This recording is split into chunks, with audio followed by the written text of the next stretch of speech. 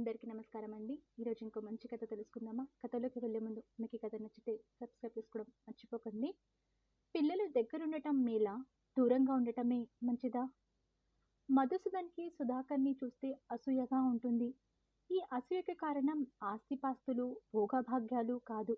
నిజానికి ఇద్దరూ దాదాపు అన్నింటా సమానమే. ఇద్దరివి మధ్యతరగతి కుటుంబాలు. ఇద్దరు బ్యాంక్‌లో పనిచేసి ఈ మధ్యనే పదవి విరమణ చేశారు. ఒకే అపార్ట్మెంట్లో, ఒకే ఫ్లోర్‌లో వేరువేరు ఫ్లాట్స్‌లో ఉంటున్నారు. మధుసూదన్ అసూయకు ఇవేమీ కారణం కాదు. అతడు ఎదుటివారిని చూసి వారితో పోల్చుకొని ఏదో విషయం మీద ఈర్ష్యను పెంచుకునే మనిషి కాదు. ఎప్పుడూ చెరగని చిరునవ్వుతో నలుగురి క్షేమాన్ని ఆశిస్తూ కలివిడిగా ఉండేవాడే. కానీ మధుసూదన్ అసూయకి కారణం వేరే ఉంది. ఎంత వద్దనుకున్నా అది పెరుగుతుందే తప్ప తగ్గడం లేదు. ప్రతి 2-3 రోజులకోసారి సుధాకర్ కుటుంబంలోని ఏదో ఒక విషయం తనకు తెలియజేయడం వల్ల తనలోని అసూయ ఇంకా కాస్త పెరుగుతుండటం మధుసూదన్‌కి తెలుస్తూనే ఉంది. ఇది మంచిది కాదని తెలిసినా మధుసూదన్ తనలో అంకురించిన ఈ భావనను అణచలేకపోతున్నాడు. ఆ ఒక్క విషయంలో తప్ప మధుసూదన్‌కి సుధాకర్ పైన, అతని కుటుంబం పైన ఏ విధమైన ఫిర్యాదు లేదు. ఇద్దరూ దాదాపుగా ఒకేసారి బ్యాంక్ ఉద్యోగాల్లోకి ప్రవేశించారు. వేర్వేరు బ్యాంకులో పనిచేస్తున్న ఒకే అపార్ట్మెంట్లో ఫ్లాట్స్‌లో కొనుక్కున్నారు. 2 కుటుంబాలు తరచూ కలుస్తూనే ఉంటారు. ఒకరి ఫ్యామిలీ గురించి మరొకరికి బాగా తెలుసు. ఉద్యోగాల నుంచి రిటైర్ అయిన తర్వాత ఇద్దరు సమయం దొరికిన రోజు మార్నింగ్ వాక్‌కి వెళ్తుంటారు. ఆ సమయంలో సుధాకర్ చెప్పే విషయాల వల్లనే ఈ మధ్య మధుసూదన్‌లో అసూయ మొదలయ్యింది. ఆ రోజు మార్నింగ్ వాక్‌లో కలిసినప్పుడు సుధాకర్ చెప్పాడు, "మధు, ఈరోజు మా మనవడి పుట్టినరోజు. సాయంత్రం సరోజని తీసుకొని రావాలి. దగ్గర వాళ్ళనే పిలుస్తున్నాం. ఎక్కువ మంది ఉండరు. నువ్వు సరోజ రాత్రికి భోజనం చేసి వెళ్ళాలి. మరీ చెప్పమంది లలిత" అన్నాడు. మధుసూదన్ ఆలోచనలో పడ్డాడు. సుధాకర్, లలిత దంపతులకు ఒక కొడుకు, ఒక కూతురు. ఇద్దరికీ పెళ్లిళ్ళయ్యాయి. కూతురు, అల్లుడు కెనడాలో ఉంటారు. కొడుకు, కోడలు సుధాకర్, అతని భార్య లలిత ఒకే ఫ్లాట్‌లో కలిసే ఉంటారు. సుధాకర్ మనవడికి ఇప్పుడు 2 ఏళ్లు. కొడుకు, కోడలు ఇద్దరు ఉద్యోగాలు చేస్తున్నారు. "ఏం మధు, మాట్లాడవు? సాయంత్రం ఏదైనా పని ఉందా? పోనీ బర్త్‌డే పార్టీని వాయిదా వేయమంటావా?" నవ్వుతూ అడిగాడు సుధాకర్. "అదేం లేదు సుధాకర్. సాయంత్రం అమెరికా నుంచి వినయ్, హాసిని కాల్ చేస్తారు. వీకెండ్ కదా" అన్నాడు మధుసూదన్. ఏదో విధంగా తాను వాళ్ళింటికి వెళ్ళకుండా తప్పించుకోవడం మంచిదనిపించింది. లేకపోతే అనవసరంగా తనలో అసూయ ఇంకా పెరుగుతుందేమో అన్న భయం ఏర్పడింది మధుసూదన్‌కి. "భలేవాడివే! మీరు రాకపోతే ఎలా? అసలు వేడుకే జరగదు. లలిత ఊరుకోదు. అబ్బాయి రవి, కోడలు చంద్రిక బాధపడతారు. మనం ఎంత క్లోజ్ వాళ్ళకి తెలుసు." నిర్లజ్జంగా అంటున్న సుధాకర్ మాటలకు మధుసూదన్ కాదనలేకపోయాడు. సాయంత్రం సుధాకర్ ఫ్లాట్ కోలాహలంగా ఉంది. కొద్దిమందే కదా అని బర్త్‌డే వేడుకలు ఇంట్లోనే పెట్టుకున్నారు. లేకపోతే ఫ్లాట్స్ కింద 50 మంది పట్టే హాల్ ఉంది. సుధాకర్, అతని భార్య లలిత, మధుసూదన్, సరోజలను నవ్వుతూ ఆహ్వానించారు. సుధాకర్ కొడుకు రవి, కోడలు చంద్రిక ఇద్దరు దగ్గరికి వచ్చి నమస్కారం చేశారు. వాళ్ళు 2 ఏళ్ల బాబు విరూప్ ఇంతమందిని చూసి మారం చేస్తున్నాడు. పక్కనే టేబుల్ పైన కేక్ సిద్ధంగా ఉంది. ఇంకా తమతో పాటు 2-3 ఫ్లాట్ వాళ్ళు, సుధాకర్ బంధువులు 4-5గురు ఉన్నట్టు మధుసూదన్ గమనించాడు. "అందరూ వచ్చినట్టే. ఇక మొదలుపెట్టండి" అన్నాడు సుధాకర్ కొడుకు రవితో. "అలాగే నాన్న" అంటూ అతడు చంద్రిక వైపు చూశాడు. బాబు విరూప్ చేత కేక్ కట్ చేస్తారని అందరూ చూస్తుండగా చంద్రిక దేవుడి మందిరం దగ్గరికి వెళ్ళి అక్షంతలు తీసుకొచ్చింది. రవి, చంద్రిక ఇద్దరు బాబును తీసుకుని సుధాకర్, లలిత దగ్గరికి వచ్చి కాళ్లకు నమస్కరించారు. బాబు చేత అత్తమామలను దండం పెట్టించారు. సుధాకర్ కొడుకుని, మనవణ్ణి దగ్గరగా తీసుకున్నాడు. లలిత, కోడలు చంద్రిక తల నిమ్రింది ఆప్యాయంగా. సుధాకర్ మేనల్లుడు చకచకా ఫోటోలు తీశాడు. ఈ దృశ్యాన్ని చూస్తున్న మధుసూదన్ కళ్ళల్లో సన్నటి నీటితెర. సుధాకర్ ఎంత అదృష్టవంతుడు! ఒక్కగానొక్క కొడుకు, దగ్గరే ఉన్నాడు. కుటుంబంలో కలిసిపోయిన కోడలు, బంగారం లాంటి మనవడు. ఇంతకంటే అదృష్టం ఏం కావాలి? తనకా అదృష్టం లేదు. తన కొడుకు వినయ్ పెళ్లి కాగానే భార్యతో కలిసి అమెరికా వెళ్ళిపోయాడు. వాళ్లతో పాటు తమ మనుమరాలు భావ్యను చూసేది వీడియో కాల్లోనే. మధుసూదన్ ఆలోచనకు అడ్డుపడుతూ "సుధాకర్, ఏమిటాలోచిస్తున్నావ్?" అంటూ భోజనం ప్లేట్ చేతిలో పెట్టాడు. మధుసూదన్ అన్యమశంగానే భోజనం ముగించి ఇంటికి తిరిగి వచ్చాడు. ఆ రోజు మధుసూదన్, సుధాకర్ మార్నింగ్ వాక్‌లో ఉన్నారు.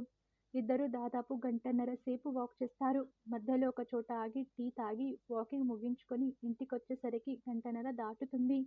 వాకింగ్ చేస్తున్నంతసేపు కాసేపు రాజకీయాలు, ఇంకొంచేపు ఆరోగ్య విషయాలు, మరికొంత సమయం కుటుంబ విషయాలు ప్రస్తావనకొస్తాయి. ఎప్పటిలాగే వాకింగ్లో ఉండగా మధ్యలో మధుసూదన్కి ఫోన్ వచ్చింది. ఫోన్లో అటు నుంచి మధుసూదన్ కొడుకు వినయ్ ఏదో చెబుతున్నాడు. ఇటువైపు నుంచి మధుసూదన్ వాదిస్తున్నాడు. ఇప్పుడు వద్దు వినయ్, మొన్ననేగా టెస్టులన్నీ చేయించుకున్నది. ఎందులోనూ ఏమీ తేడా లేదు. మళ్ళీ అప్పుడే ఎందుకు అనవసరంగా ఆ డయాగ్నోస్టిక్ సెంటర్ల వాళ్ళకి డబ్బులు తగలేయడం అంటూ మధుసూదన్ కొడుక్కి నచ్చజెప్పే ప్రయత్నం చేస్తున్నాడు. కానీ వినయ్ ఒప్పుకున్నట్టు లేదు. చివరికి మధుసూదనే సరేరా, నీ తృప్తి కోసం అమ్మా నేను టెస్ట్ చేయించుకుంటాం అంటున్నాడు అయిష్టంగానే. ఫోన్ కట్ అయ్యాక మధుసూదన్ చెప్పాడు, ప్రతి 6 నెలలకి హెల్త్ చెకప్ చేయించుకోకపోతే మావాడు ఊరుకోడు. ఆ విషయంపైనే ఇప్పుడు ఫోన్. నచ్చ చెప్పినా వినడం లేదు అన్నాడు. మీరు టెస్ట్ చేయించుకొని కరెక్ట్గా 6 నెలలు పూర్తయినట్టు వినయ్కి ఎలా గుర్తుంటుంది అడిగాడు సుధాకర్ ఆసక్తిగా.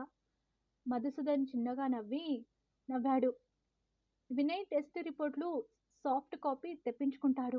పరీక్షలకు వెళ్లే ముందు డయాగ్నోస్టిక్ సెంటర్ వాళ్ళకి వాడే ఆన్లైన్లో పేమెంట్ చేస్తాడు. టెస్ట్ రిపోర్ట్లు నాకు ఇక్కడ ఇస్తారు, వాడికి పంపుతారు. 6 నెలలు అవ్వగానే మళ్ళీ టెస్టులని వెంటపడతాడు చెప్పాడు మధుసూదన్. ఒక నిమిషం ఆగి మళ్ళీ చెప్పాడు, హాసిని కూడా ఊరుకోదు. 60 దాటాక అశ్రద్ధ చేయొద్దు మామయ్య గారు అంటూ బతిమలాడుతుంది. ఇక తప్పెట్టు లేదని ఒప్పుకున్నా. రేపు టెస్ట్లకి వెళ్ళాలి, వాకింగ్ బంద్ అన్నాడు మధుసూదన్ నవ్వుతూ. ఒకసారి మధుసూదన్ అనుకోకుండా సుధాకర్ వాళ్ళ ఫ్లాట్కి వెళ్ళాడు. అక్కడ కనిపించిన దృశ్యం మరోమారు అతనిలో అసూయను పెంచింది. మనవాడు విరూప్ తినడానికి మారం చేస్తూ హాల్ అంతా తిరుగుతుంటే సుధాకర్, లలిత వాడి చుట్టూ పరుగులు పెడుతున్నారు. వాడికి ముద్దు చేస్తూ ముద్దలు పెడుతున్నారు. వీళ్ళెంత అదృష్టవంతులు అనిపించింది మధుసూదన్కి. రిటైర్ అయ్యాక కొడుకు కోడలు మనవడు కళ్ళ ముందుండటం, పసివాడితో ఆడుకోవడం ఎంత హాయిగా ఉంటుంది. ఆ అదృష్టం తనకు లేదు. ఏడాదికి ఒకసారి మనవరాల్ని తీసుకొని కొడుకు కోడలు వచ్చి 15 రోజులుండి వెళ్తారు. అప్పుడే కాస్త సంతోషం. ఈ భావన రాగానే మధుసూదన్ మనసంతా అదోలా అనిపించింది. ఎన్నిసార్లు అనుకొని ఏం లాభం, వాళ్ళిక్కడికి శాశ్వతంగా రాలేరు. తాను సరోజ అన్నీ వదులుకొని అక్కడికి వెళ్ళి నెలల తరబడి ఉండలేరు. గట్టిగా నిట్టారుస్తూ మధుసూదన్ లోపలికి వెళ్లకుండానే వెనుదిరిగాడు. మధుసూదన్, సుధాకర్ అపార్ట్మెంట్ పని మీద వాటర్ వర్క్స్ డిపార్ట్మెంట్కు వెళ్తుంటే అమెరికాలో ఉన్న వినయ్ ఫోన్ చేశాడు. మధుసూదన్ కొడుకుతో మాట్లాడుతూ ఏదో విషయంపై నచ్చ చెబుతున్నాడు. వద్దురా, ఎందుకంత ఖర్చు, తర్వాత మరోసారి వెళ్తాంలే అంటున్నాడు. ఏ విషయమో పక్కన ఉన్న సుధాకర్కి ముందు అర్థం కాలేదు. ఎంతోసేపు వినయ్ నచ్చ చెప్పాక చివరికి మధుసూదన్ మెత్తబడ్డాడు. ఫోన్ పెట్టేశాక సుధాకర్తో విషయం చెప్పాడు. ఏం లేదు సుధా, నన్ను సరోజను కాశ్మీర్ ట్రిప్కు వెళ్ళమని చెబుతున్నాడు. కోవిడ్ వల్ల 2 ఏళ్ళు ఇల్లు కదలలేదు కదా, 15 రోజుల ట్రిప్పు. వాడికి తెలిసిన వాళ్లతో కలిసి పంపుతానంటున్నాడు. మేం వెళ్తామన్న నమ్మకంతో డబ్బు కూడా కట్టేశాడట. ఇప్పుడెందుకు ఖర్చు అంటున్నా వినడం లేదు చెప్పాడు మధుసూదన్. మళ్ళీ తనే చెప్పాడు, ప్రతి 6 నెలలకు ఇండియాలో ఏదో ఒక ప్రదేశం చూసి రమ్మని కోడలు హాసిని టూర్ ప్లాన్ చేస్తుంది. వీడేమో వెంటనే డబ్బు కట్టేసి ఫ్లైట్ టికెట్లు పంపుతాడు. మీరు కూడా రాకూడదు అడిగాడు మధుసూదన్. ఏదో ఆలోచిస్తూ సుధాకర్, మాకు కుదరదులే మధు, మీరు వెళ్ళిరండి అన్నాడు. మధుసూదన్, సరోజ దంపతులు శ్రీనగర్ టూర్ వెళ్ళి వచ్చిన 2-3 నెలలకు ఉన్నట్టుండి అమెరికా నుంచి వినయ్ హాసిని కూతుర్ని తీసుకుని వచ్చారని తెలిసి సుధాకర్ ఆశ్చర్యపోయాడు. సాధారణంగా వాళ్ళు ప్రతి ఏడాది డిసెంబర్లోనే వస్తారు. అప్పుడే 2 వారాలు ఉండి వెళ్తారు. అలాంటిది హఠాత్తుగా ఎందుకు వచ్చారో సుధాకర్కి అర్థం కాలేదు. కొడుకు కోడలు వచ్చిన సందడిలో మధుసూదన్ ఉదయాన్నే వాకింగ్కి కూడా సరిగ్గా రాలేకపోతున్నాడు. పనులన్నీ వదులుకొని సంవత్సరం మధ్యలో వచ్చినందువల్ల వారం కంటే ఎక్కువ ఉండరని మధుసూదన్ ఫోన్లో చెప్పాడు. వాళ్ళు వెళ్ళిపోయేలోపు సుధాకర్ ఆ కుటుంబాన్ని తమ ఇంటికి భోజనానికి పిలిపించినప్పటికీ వినయ్ వాళ్ళు అంత హఠాత్తుగా ఎందుకు వచ్చారో అడిగే వీలు సుధాకర్కి చిక్కలేదు. కొడుకు కోడలు అమెరికా వెళ్ళిపోయాక మళ్ళీ మధుసూదన్ వాకింగ్కి రావడం మొదలుపెట్టాడు. ఆ రోజు ఇంకా పూర్తిగా తెల్లవారక ముందే మిత్రులిద్దరూ వాకింగ్కి బయలుదేరారు. వినేవాళ్ళు అంత హఠాత్తుగా ఎందుకు వచ్చారో తెలుసుకోవాలన్న కుతూహలం సుధాకర్ను వెంటాడుతుంది. అదే విషయం అడిగాడు మధుసూదన్ని. వెంటనే మధుసూదన్ నవ్వాడు. పెద్దగా కారణం ఏమీ లేదు సుధా. వాళ్ళమ్మని వీళ్ళని చూడాలనిపించింది. వెంటనే రెక్కలు కట్టుకుని వాలిపోయారు. అంతకుముందు నెలల నుంచి సరోజ వాళ్ళతో తనకు చూడాలని ఉందని, వాళ్ళు రావడానికి ఇంకా 6 నెలలు ఉందని 2, 3 సార్లు అంది. తనకి మనవరాల్ని చూడాలనుందంట బాగా. అంతే అత్తయ్యగారు అడుగుతున్నారు వెళ్ళొద్దాం అని హాసిని అనడంతో ఓ వారం సెలవు పెట్టుకొని వచ్చి వెళ్లారు. అసలు వచ్చినట్టే లేదు. వారం రోజులు ఇలా గడిచిపోయాయి అన్నాడు మధుసూదన్. సుధాకర్కి ఆశ్చర్యంగా అనిపించింది. తల్లి కాస్త బెంగగా ఉందంటే కొడుకు కోడలు వెంటనే వచ్చి వారం గడిపి వెళ్ళడం. మళ్ళీ మధుసూదనే అన్నాడు, కానీ ఏం లాభం సుధా, ఇలా వచ్చి అలా వెళ్ళిపోయారు. ఇప్పుడు మాకు అంతా శూన్యం. మళ్ళీ ఎప్పుడొస్తారా అన్న ఆశతో ఎదురు చూస్తూ ఉండాలి. పిల్లలు కళ్ళెదుటే ఉంటే ఎంతో ఆనందం. ఎంత ఆనందం. నువ్వు చూడు, రవి, చంద్రిక, విరూప్లతో ఎంత ఎంజాయ్ చేస్తున్నావో. మాకు ఆ అదృష్టం లేదు. తనలో ఇంతకాలం దాచుకున్న అసూయను మధుసూదన్ బయటపెట్టాడు. సుధాకర్ కాసేపు ఏమీ మాట్లాడలేదు. ఆకాశంలో మబ్బుల్ని చీల్చుకుంటూ బయటకు వస్తున్న ఉదయభానుణ్ణి అస్పష్ట రూపాన్ని చూస్తుండిపోయాడు. ఆ తర్వాత అన్నాడు, మధు, నేనొక ప్రశ్న అడుగుతాను, సూటిగా జవాబు చెప్పాలి. మధుసూదన్ స్పందన కోసం చూడకుండా మళ్ళీ తనే అన్నాడు, భౌతికంగా దగ్గరే ఉంటూ మానసికంగా దూరంగా ఉండటం మంచిదా, లేక భౌతికంగా దూరంగా ఉంటూ మానసికంగా దగ్గరగా ఉండడం మంచిదా? మధుసూదన్ తన వైపు ఆశ్చర్యంగా చూశాడు. రవి మాతోనే ఉంటున్నాడు. అది భౌతికంగానే. మా గురించి పెద్దగా పట్టించుకునేది ఏమీ ఉండదు. వాళ్ళ గొడవేదో వాళ్ళది. వాళ్ళిద్దరి ఉద్యోగాలు, వాళ్ళ టైమింగ్స్ వాళ్ళవి. సెలవు రోజు వస్తే బయటకు వెళ్ళిపోతారు. మా గురించి ఆలోచించే సమయం వాళ్ళకుండదు. పిల్లవాడికి మా సపోర్ట్ అవసరం అంతే. 1, 2 నిమిషాలు ఆగి మళ్ళీ సుధాకరే చెప్పాడు, మీ విషయమే తీసుకోండి. వినేవాళ్ళు దూరంగా ఉన్నారన్న మాటే గాని మీ ఆరోగ్యంపై శ్రద్ధ ఉంది. రిటైర్ అయ్యాక మీరు ప్రతిరోజు ఆనందంగా ఉండాలన్న కాంక్ష ఉంది. మీరు ఎప్పుడైనా కాస్త బెంగపడితే తాము దూరంగా ఉన్నామన్న ధ్యాస మీకు రానియకుండా ఎప్పుడైనా ఇండియా వచ్చి వెళ్ళడానికి మానసికంగా సిద్ధంగా ఉండే మనసు ఉంది. మీ ప్రతి అవసరాన్ని గుర్తించి ఎప్పటికప్పుడు స్పందిస్తున్నారు. వాళ్ళు కేవలం మీకు భౌతికంగా దూరంగా ఉన్నారే తప్ప మానసికంగా మిమ్మల్ని అనుక్షణం అంటిపెట్టుకునే ఉన్నారని నాకు అనిపిస్తుంది. మబ్బుల్ని దాటుకుంటూ వస్తున్న లేత భానుణ్ణి చూస్తూ మౌనంగా ఉన్నాడు మధుసూదన్. సుధాకర్ ఇంకా మాట్లాడుతున్నాడు.